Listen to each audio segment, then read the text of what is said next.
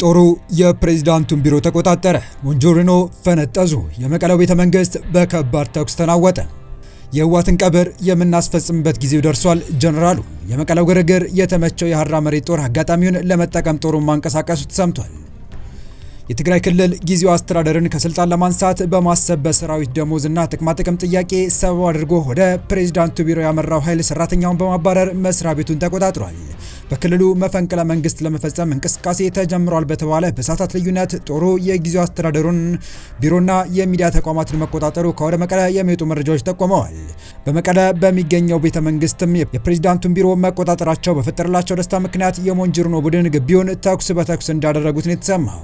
ይህንን የሰማው በአፋር ክልል መሽጎ የትጥቅ ትግል እያደረገ የሚገኘው ሐራ መሬትም አጋጣሚውን ለመጠቀም ስለማሰቡ መሰማቱን ነገሩን እንዳያከብዱ አስግቷል። ሰላም ውድ የሁሉ ዴይሊ ቤተሰቦች እንደምን አላችሁ? ቻናሉን ሰብስክራይብ፣ ላይክ፣ ሼር ያደረጋችሁ እስከ መረጃዎቻችን ፍጻሜ አብራችሁን ቆዩ።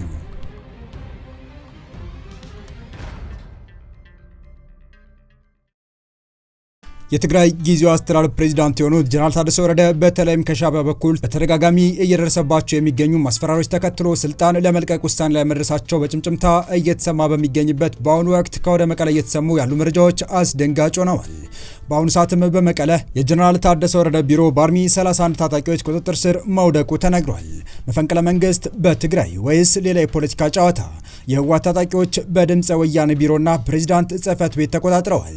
ሰራተኞችን ከቢሮ አስወጥተዋል። ሁለቱም ቢሮዎች መቆጣጠራቸውን ካረጋገጡ በኋላ በሐውልቲ የህወሓት ጽህፈት ቤት የደስታ ተኩስ ወደ ሰማይ ተኩሰዋል። የትግራይ ኃይል ታጣቂዎች የክልሉ አስተዳደር ህንፃ ላይ ከበባ መፈጸማቸው በመቀለ ነዋሪዎች ዘንድ ስጋት ፈጥሯል። የታጠቁ የትግራይ ኃይል አባላት ደሞዝ ዘገየብን በሚል ቅሬታ መቀለ የሚገኘው የትግራይ ጊዜው አስተዳደር ጽህፈት ቤት ህንፃ ላይ ከበባ መፈጸማቸውን የተነገረው የትግራይ ኃይል አርሚ 31 የተባለው ክፍል ከ70 በላይ የሚሆኑ አባላት ረቡዕ ህዳር 24 ቀን 2018 ዓ.ም ምሽቱ አራጉራ ወይም እንደርታ ከተባለ ቦታ ተነስተው ዛሬ ሐሙስ በአስተዳደሩ ህንፃ ላይ ከበባ የፈጸሙ የሰራዊቱ አባላቱ የነፍስ ወከፍ መሳሪያ የሆነውን ክላሽንኮቭ ጨምሮ ዲሽቃ የተባለውን የቡድን መሳሪያ የታጠቁ መሆናቸው የዓይን እማኞች ተናግረዋል። ይህ በእንዲህ እንዳለ የአርሚ 31 የቅርብ አዛዦች ክስተቱን ለማርገብ ሊያናግሯቸው ቢሞክሩም ከፍተኛ ባለስልጣናት መጥተው ያናግሩን በሚል ሳይቀበሏቸው መቅረታቸው ተገልጿል። የታጣቂዎቹ እንቅስቃሴ ከትናንት ጀምሮ የታየ መሆኑን ነዋሪዎች ያመላከቱ ሲሆን በዚህም ሳቢያ በመቀለ ነዋሪዎች ዘንድ ስጋት ተፈጥሯል። የክልሉ ባለስልጣናት ውጥረቱን ለማርገብ ጥረት እያደረጉ መሆኑ የተገለጸ ሲሆን ከእኩለ ቀን በኋላ ታጣቂዎች ከጊዜያዊ አስተዳደሩ ከፍተኛ ባለስልጣናት ጋር ውይይት መጀመራቸው አሁን የወጡ መረጃዎች ያመለክታሉ ሲል የዘገበው ቢቢሲ ነው። የጊዜው አስተዳደሩ ፕሬዝዳንት ሌተር ጀነራል ታደሰ ወረደ ያሉበት ሁኔታ አይታወቅም የተባለ ሲሆን አጠቃላይ አሁን ባለው ሁኔታ መቀለ ከተማ አዲስ ነገር አጋጥሟል ሲሉ ነዋሪዎች ገልጸዋል። የትግራይ ጊዜው አስተዳደር ፕሬዝዳንት የሆኑት ጀነራል ታደሰ ወረደ ተደጋጋሚ ማስፈራሪያዎች እየደረሱኝ ስለሆነ ስልጣኔ ለመልቀቅ ወስኛለሁ አሉ የሚለው መረጃ በስፋት እየተሰራጨ እንደሚገኝ በትላንትናው ዕለት መዘገባችን ይታወሳል። የትግራይ ክልል ጊዜው አስተዳደር ፕሬዝዳንት ጀነራል ታደሰ ወረደ ዛቻና ማስፈራሪያ እየደረሰብኝ ስለሆነ ስልጣኔን እለቃለሁ ብለዋል የሚለው መረጃ በማህበራዊ ሚዲያው ላይ በስፋት እየተሰራጨ በሚገኝበት ወቅት ከወደ መቀለ እየወጡ ያሉት የጀነራሉ ከበባ ውስጥ መግባት መረጃዎችም የፕሬዝዳንቱ ጫና ውስጥ መግባት ያረጋገጠ ሆኗል። በተደጋጋሚ የትግራይን ፖለቲካ መምራት ከብዷቸዋል፣ በህወሓት ሰዎች ነው እየተመሩ የሚገኙት የሚባሉት ጀነራል ታደሰ ወረደ ግን እስካሁን ድረስ በይፋ ያሉት ነገር ባይኖርም ከመቀለ እየወጡ ያሉት ተንቀሳቃሽ ምስሎች ግን ፕሬዝዳንቱ ላይ አንዳች ሴራ እየተሰረ እንደሆነ ጠቋሚ ተደርጓል። ከሻዕቢያ ጋር ጽምዶ የሚል ጥምረት የፈጠረው ህወሓት በጀመረው ጥምረት ምክንያት የህወሓት ሰዎች በኢሳያስ ትዕዛዝ እንደሚመሩ አንዳንድ መረጃዎች እየጠቆሙ ሲሆን በጀነራሉ እየተሰረ ነው የተባለው መፈንቅለ መንግስትም ከዚሁ ጽምዶ የተሰኘ ጥምረት ጋር የተገናኘ ሊሆን እንደሚችል ተጠቁሟል።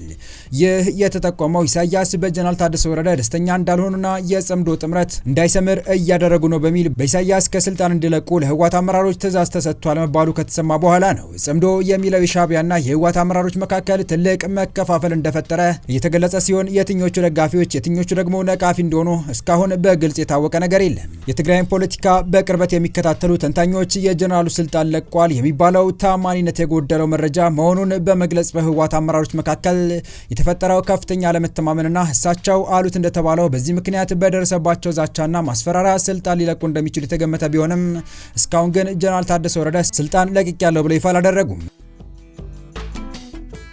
ነገር ግን ማታ የጀመረው መብታችን ይከበር በሚል ታጣቂዎች የትግራይ ክልል ጊዜያዊ አስተዳደር ፕሬዝዳንት የሆኑትን የጀነራል ታደሰ ወረደ ቢሮ ከበው ማደር ጠዋትና ከሰዓት የቀጠለ ሲሆን በዚህ ሰዓትም እንደቀጠለ እየተነገረ ይገኛል። ይህ በእንዲህ እንዳለ የጊዜያዊ አስተዳደሩ ቁልፍ ቦታዎች ቀምሮ በኩል ለመሆን ስልጣኑንም እርካቡንም ለመቆጣጠር እየደከመ ያለው ህወሓት የማርሻሉን ጦር ሲጠብቅ ያልታሰበ ግንባር እንደተከፈተበት ሰምቷል። የመንጅሮኖ ጦር ጀነራል ታደሰ ወረደን ቢሮ በኃይል ሰብሮ መግባቱ በተሰማ ቅስበት አፈሙዙን ወልውሎ አጋጣሚውን አድፍቶ ሲጠብቅ የነበረው ጦር ከወደ አፋር ያልታሰበ መርዶ አሰምቷል። ድምጹን አጥፍቶ 15 ክፍለ ጦር ሰራዊት አዘጋጅቶ ያስቀመጠው የትግራይ ሰላም ኃይል የተባለው ታጣቂ የመቀለው የህወሓትና የጊዜያዊ አስተዳደሩ ግርግር ሰርግና ምላሽ ሆኖለታል እየተባለ ይገኛል። ይሁን እንጂ ክስተቱ ከጦርነት በወጉ ላላገገመው የትግራይ ህዝብ አስጨናቂ ይሆናል እየተባለ ይገኛል። የትግራይ ሰላም ኃይል ወይም ቲፒኤፍ ቀጣዩ የትግራይ ትልቁ ፖለቲካ ኃይል መሆኑን ከብዙ አቅጣጫ እየተመሰከረለት ይገኛል። ህወሓት መንደር ለመንደር እየተዋጋና የትግራይ አጀንዳ ብቻ እየሆነ ባለበት ሰዓት የትግራይ ሰላም ኃይል ወይም ቲፒኤፍ በዓለም አቀፍ ሚዲያዎችና ጋዜጠኞች ከፍተኛ ሽፋን እየተሰጠው ነው። የትልቁ ዓለም አቀፍ ሚዲያ ቻናል 4 ጋዜጠኛ ጀማል መሐመድ ኡስማን የትግራይ ሰላም ኃይል እንቅስቃሴ ለመዘገብ ሀራ መሬት ተገኝቷል። በቆይታውም የትግራይ ሰላም ኃይል አመራሮችና ተዋጊዎችን አነጋግሯል። ይህንን ኃይል የሚመለከቱ ተከታታይ ዘገባዎችና ፕሮግራሞችንም ከሰሞኑ በተከታታይነት እንደሚያቀርብ የሚጠበቅ ሲሆን ጦሩ ህወሓትን ለመጣል ጊዜው መድረሱንና ለወሳኙ ኦፕሬሽን ሲዘጋጅ እንደነበረ ለጋዜጠኛው መግለጹን የተነገረው።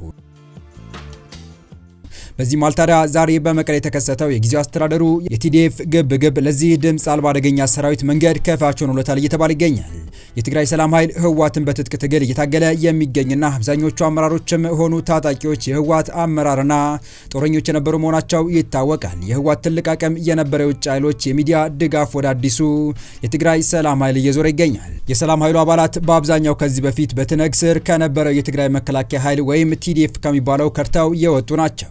በተለይ ካለፈው መጋቢት ወር ጀምሮ በብዛት ከቲዲኤፍ እየኮበለሉ ወደ አፋር ምድር ሲገቡ መቆየታቸው ይታወሳል። በአጭር ጊዜ ውስጥም በዚህ የተደራጁ ሲሆን ማረጋገጥ ባይቻልም ከፌዴራል መንግስቱም ስልታዊ ድጋፍ የሚደረግላቸው መሆኑን ዘገባው አመልክቷል። ዋና ዓላማቸውም አሁን ላይ ከሻዕቢያ ጋር የገጠመውንና ህጋዊ ማንነቱ በምርጫ ቦርድ የተነፈገው ትነግን ከስልጣን ማስወገድ ነው። አሁን ላይ በደብረ ጽዮን ቡድን የሚታዘዘው ቲዲኤፍ ምንም ግልጽ የሆነ የፖለቲካ ዓላማ የለውም የሚል አዲስ ትርክት የተሰማበት ይህ ሪፖርት አሁን ላይ ቲዲኤፍን ተቀላቅለው የነበሩ በርካታ ገበሬዎች፣ ነጋዴዎች፣ መምህራንና የቡድኑ አባል የሆኑ ተማሪዎች ለቀው ወጥተዋል። ጥለው ከወጡት ውስጥ አብዛኞቹ አሁንም ቃል የተገባውን 90 ሺህ ብር ወይም $600 ካሳ ይጠብቃሉ።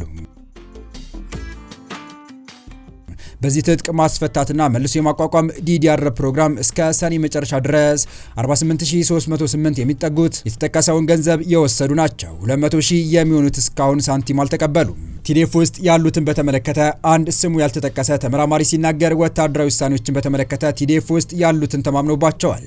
ምክንያቱም ወደ ቤታቸው መመለስ አይችሉም። አንዳንዶቹ ቤታቸው ፈርሷል። አንዳንዶቹ ከተፈናቀሉበት መኖራቸው መመለስ አይችሉም።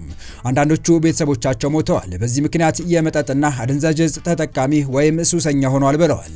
ተመራማሪው አክሎ ሲያስረዳ እነዚህ የቲዲኤፍ ታጣቂዎች ምንም እንኳን ከላይ የተዘረዘሩ ችግሮች ውስጥ ሆነው በግራ መጋባት ውስጥ ቢሆኑም ልባቸው አፋር ወይም ሀራ መሬት ካለው ኃይል ጋር ነው። የ4 እና የ2 ዓመት ልጆቿን መቀለ ትታ የመጣችው የቀድሞ ፖሊስ ሰራዊት አባል የ29 ዓመቷ ገነት ወልደ ስላሴ ለጋዜጣው ስትናገር ልጆቻቸውን በጦርነት ያጡ እናቶች አይቻለው። ልጆቻቸው ቢኖሩ ኖሮ ይጦሯቸው ነበር። ትነግ ለነዚህ እናቶች እግዚአብሔር ያጥናችሁ እንኳን አላላቸውም። የኛ ቀዳሚው አጀንዳ ትነግን መገርሰስ ነው። ከማስወገድ ባሻገር አመራሩን ወደ ፍርድ ማቅረብ ነው እቅዳችን። ይህ ደግሞ ኃይል አይጠይቅም።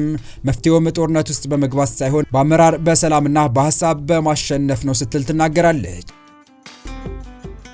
በቅርቡ በጌታቸው ረዳ የተመሰረተው ስምረት ፓርቲ ከቲፒኤፍ ጋር በጥምረት እየሰራ ይገኛል። ይህንን አስመልክቶ የፓርቲው ቃል አቀባይ የሆነው ረዲ ሀላፎም ከቲፒኤፍ ጋር የምንለያይ ቢሆንም ግባቸውን እኛም እንጋራለን፣ የነሱ ህልም ቀጣይ ደም ማፋሰስን ማስቀረት ስለሆነ ከትግራይ ጋር የተስማማ ነው ይላል። የተወደዳችሁ የቻናላችን ቤተሰቦች ለአሁኑ ለእናንተ ይመጥናሉ ብታደምጧቸው ታተርፉባቸዋላችሁ ብለን የመረጥንላችሁ ዕለታዊ መረጃዎቻችን እስካሁን ያደምጣችኋቸው ነበሩ። በተመሳሳይ ሀገራዊና ቀጠናዊ ጉዳዮች እንዲሁም ዓለም አቀፋዊ የጂኦፖለቲካ ወታደራዊና አነጋጋሪ ክስተቶችን ለበለት ተከታትለን በትኩስ ይዘን እንደምንቀርብ እያሳወቅን የቻናሉ ቤተሰብ ካልናችሁ ሰብስክራይብ፣ ቪዲዮን ላይክ እና ሼር በማድረግ ተደራሽነታችን ታሰፉ ዘንድ አክብሮታዊ ግብዣችን ነው። አበቃን። ሰናይ ጊዜን ተመኘን።